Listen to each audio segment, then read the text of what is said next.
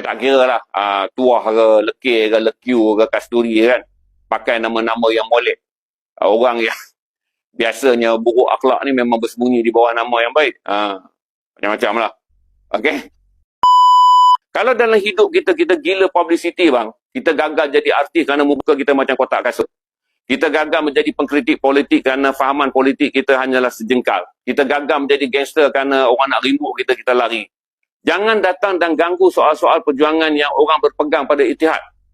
Kerana nak jadi gangster, nak jadi pelakon muka kotak kasut, tak popular di media sosial.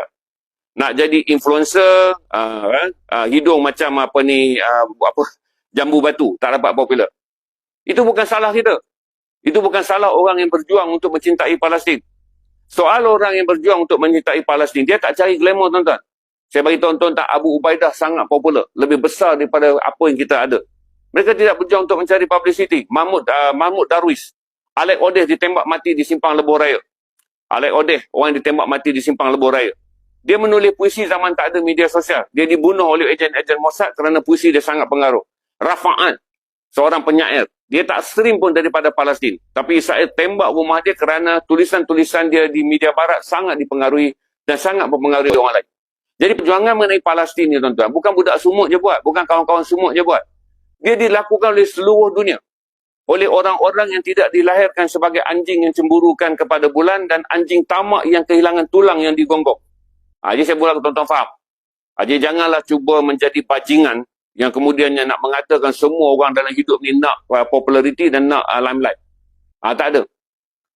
Siapa berani datang studio saya? Saya raikan. Saya berani. Jemput saya pergi tempat orang-orang yang ni. Saya berani. Dan saya bagi calculation, orang-orang yang mengkritik sumut ni, anda bercakap 10 minit.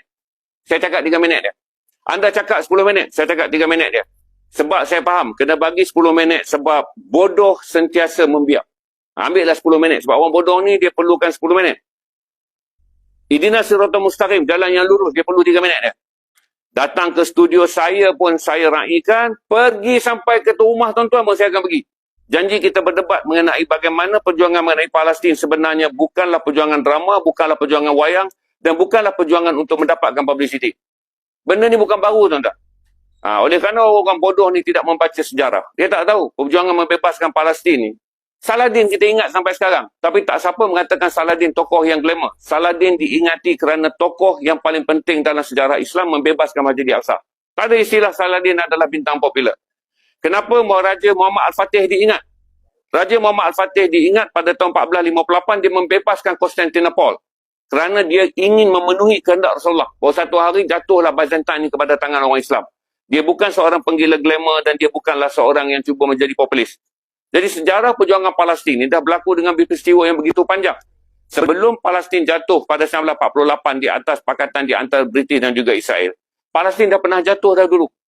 Pada tahun 1099. Ditebus semula 88 tahun kemudian oleh Saladin Al-Ayyubi. Saladin Al-Ayyubi sekarang dihormati di barat dan timur. Dihormati oleh orang Islam kerana membebaskan Masjid Al-Aqsa.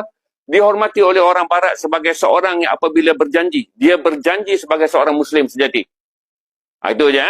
Jadi yang mana saya kata dah tua pakai pampers. Bila pakai pampers, berak kencing. Tak lah bang. Nanti abang tak tukar berak kencing duk masuk. Kacau orang sumut-sumut ni nak glamour, sumut nak apa. Tarik ni kalau dah berkejam-kejam bercampur dengan air kecing, duduk dalam pampers. Dia naik ke kepala, otak pun jadi tarik. Tu saya bagi tahu aja. Jemput saya ke tempat tuan-tuan pun saya datang untuk berhujah mengenai perjuangan sumut, berjuang golongan pergerakan Freedom Flotilla ataupun civil society. Tak ada masalah. Dan saya boleh bagi tahu saya perlu 3 ke 5 minit, tuan-tuan ambil lah 10 ke 30 minit pun. Sebab bodoh memang sentiasa memerlukan ruang yang besar. Sebab bodoh adalah baja yang membiak. Hujah saya tak perlu panjang, 3 ke 5 minit je. Sebab perkara yang benar, ihdinas siratal mustaqim. Pendek je ayat dia. Okey? Terima kasih. Sebab ramai orang minta saya komen kan.